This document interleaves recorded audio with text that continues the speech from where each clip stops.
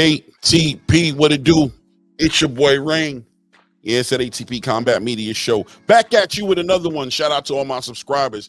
If this is your first time tapping into this content, I do invite you to go ahead and hit the subscribe button, hit your bell icons as well, so you are getting alerts when all this content is dropping. So let's talk about the elephant in the room for a moment here. The towering inferno, Sebastian Fundora. You know, I think this 154-pound weight class division, as competitive as this division seems like it's going to be, right? I mean, you see all the fighters. We just saw Xander Zayas come off of a great performance. He looks like he's getting in a conversation. Everybody's pushing to hopefully see Boots at some point after he's obviously accomplished what he's trying to accomplish at 147. Come up in the 154-pound weight class division. There's rumors of Jamel Charlo coming back in this division. Terrence Crawford's there. Errol Spence is coming there. Tim Tszyu is there looking to get back into the title conversation to get himself an IBF title on his next fight. But we seem to consistently skip over Sebastian Fundora, the actual only unified champion in that division, and the threats that he does pose in that division. Now, up until now, Sebastian Fundora was just a regular old junior middleweight prospect contender fighter, right? Especially since his loss against Brian Mendoza, when he got knocked out in that fight, people thought it was going to be a big reset for the towering inferno, for the giant in the division, right? It was going to be a big reset. It was going to be just a matter of time before he was going to get clipped the way he did, because why? As a tall fighter, long arms, long legs, he always seems to want to keep the fight mid-range. That was something he loved to do. He loved to trade shots, and because of that, that made him an exciting fighter. But we all questioned, if you were real boxing fans, questioned, why isn't this guy using his distance?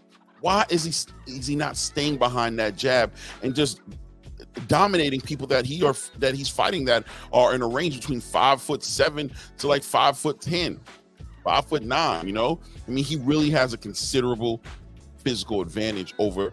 He could have a physical advantage over the fighters he's in the ring with, because just how he was born, right? Just who he is, and he never used those physical attributes that he had. Well, in this fight against Tim Tszyu that he had recently in the beginning of the year, opening up the new PBC show, new PBC Amazon collaboration deal that was put out there, he really showed what it could be if he stayed behind that jab, as it seemed like he was trying to commit to that. Now, there were times in that fight with Tim Tszyu where Sebastian Fundora did get back into that mid-range situation. He was getting clipped for it, you know, had a broken nose for it. And all that damage that Sebastian Fundora pretty much went through in that match was probably because of him not committing to using that jab and using that distance. But whenever he did establish that distance and use that jab, he gave Tim Tszyu issues, and ultimately, he ended up walking away with a victory and became a unified champion in that division.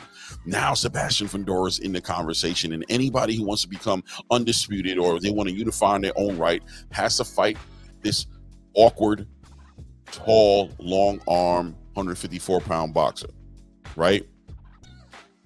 The elephant in the room is, from the outside looking in, it doesn't look like everybody necessarily wants to get in the ring with Sebastian Fundora, does it?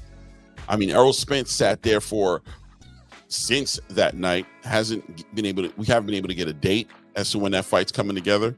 And now the ball's in Terrence Crawford's court. And look, I'm a Bud Crawford fan, but I won't hide to say that, listen, I don't see Terrence being so motivated or excited to move forward and make this fight happen with Sebastian Fundora. Now, look, Sebastian Fundora is a great boxer, but he's not on the same level as a Terrence Crawford. And I don't even want to make it sound like Terrence Crawford, boxing, IQ-wise, pedigree-wise, is fearful of a Sebastian Fundora pedigree, right? But I do think that it's not far-fetched to say, it's reasonable to say that Sebastian Fundora offers these awkward looks that's going to be, difficult for any fighter to get in the ring and deal with. He's a puncher.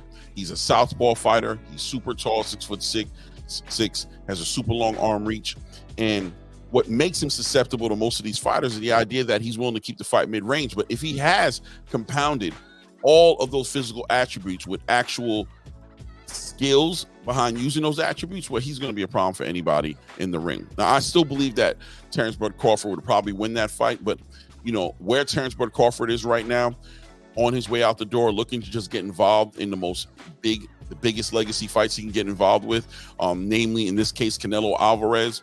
Him fighting a Sebastian Fundora might not be what he's really trying to do, right? It's unnecessary. But I'll tell you this, if Terrence Crawford is trying to become undisputed, and he does have a road there, being that he's a WBA champion right now, a WBO interim champion, right? Sebastian Fundora holding 2 belts right now would put Terrence Crawford in perfect position to be a 3-belt unified champion in that division. The only fight that would be left for Terrence Crawford to make happen, to make him a 3-weight class undisputed champion, would be the winner between Tim Tszyu and Maria Taliev, I want to say, right? Don't quote me. I'm bad with those Eastern European last names. So, but look, if he wants to do that, it's there for him to do that.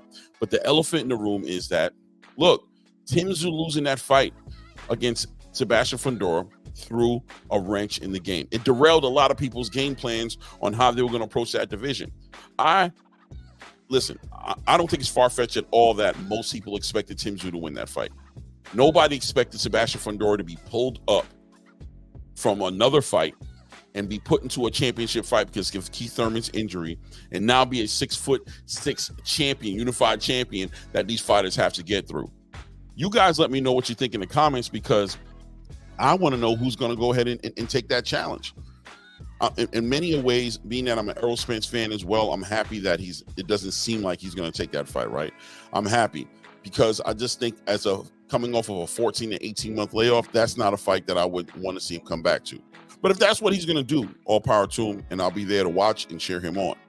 Terrence Crawford, on the other hand, I think is up for the challenge, but at the end of the day, has other options out there that he wants to make sure is exhausted before he entertains fighting Sebastian Fundora. The WBO recently put some pressure on Terrence and said, listen, here's the date that we need you to let us know if you're going to go ahead and activate that mandatory or not.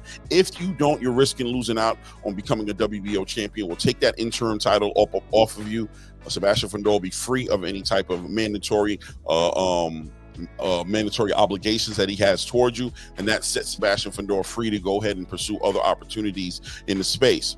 But it is interesting, like I said to you guys, to see how, Errol Spence is taking forever. His team, whoever represents him, it's taking forever to put it together and make that fight happen, which is a fight they told us Errol wanted. They said that was what Errol wanted. Leonard Ellaby said, listen, man, that's the fight we're going to give Leonard. We're going to give Errol if that's the fight he wants, because why? Errol is family. Errol is family. We've been working together for a long time. He's going to get priority over Terrence Crawford, even though Terrence Crawford, by right, was mandatory by the WBO sanctioning body to be the next fight on that WBO championship. Willing to supposedly vacate that WBO title was Samson Leibowitz and Sebastian Fundora's team was sounding like, at least they were willing to go ahead and vacate that title to make that fight happen with Errol Spence, as Errol Spence was going to be the big money fight for Sebastian Fundora, and that's the fight they want to put together. Now they seem to be singing a different song. There's a different tune right now, and the tune is that, listen, we don't want to lose the belt. We want Terrence Crawford. I'm sure that has nothing to do with Turki Al-Sheikh making Terrence Crawford a big money fight for anybody right now at 154 pounds. I'm sure it's just off the strength of legacy.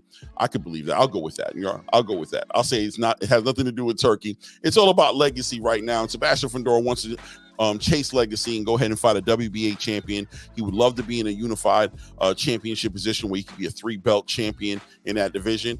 I think naturally that's what he should have been doing, right? But Terrence Crawford, not stupid or not foreign to the idea that, listen, man, you were going for Errol Spence at first. You don't care about no legacy. You want the money fight, and I'm aware of that, and I'm going to make you wait now. Now I'm going to take my time with it and let you know if I want to fight or not. Let's see what Canelo says. I want to fight Canelo Alvarez. Turkey's willing to pay for it. Let's see if Canelo will bite on the opportunity to make another big paycheck, get another big payday, and give Terrence Crawford an opportunity at legacy and being put in the books as one of the greatest, if not the greatest fighter of this era, if he's able to pull that victory out, right? And if it doesn't work, then let's see how Terrence handles it. And keep in mind, guys, Terrence Crawford has another option that a lot of people ain't talking about. And what's that option? He can retire. He can move on. He's done enough in boxing. He's going to be in the Hall of Fame if he does that. He doesn't have to fight anybody, to be honest with you. But there's a competitive spirit that we're all familiar with when it comes to Terrence Crawford. More than likely, he's going to take a fight one way or the other. Let's see if it's going to be the towering inferno in Sebastian Fundora, or if he's able to go ahead and lock down that fight with Canelo Alvarez. But let me know what you think in the comment. Is this the most stylistically awkward fight difficult fight some people might consider in the 154 weight class division? Are fighters going to be trying to, listen, are they going to be trying to like fuck him, not fight him, pass the buck on to somebody else, pass the responsibility of dethroning the towering inferno to the next guy? Or somebody going to step up and say, listen, that's easy money, let's go ahead and get that fight done? Where's the paperwork at? Let's get this fight penned out. Let's get it done. I'm ready to become a unified champion. Let me know what you think in the comments. It's your boy Claymore Rain. It's that ATP Combat Media Show. As I said earlier, thank you to all the subscribers. We're growing slowly. Thanks for being part of this journey. I'm getting a little bit more acclimated to it.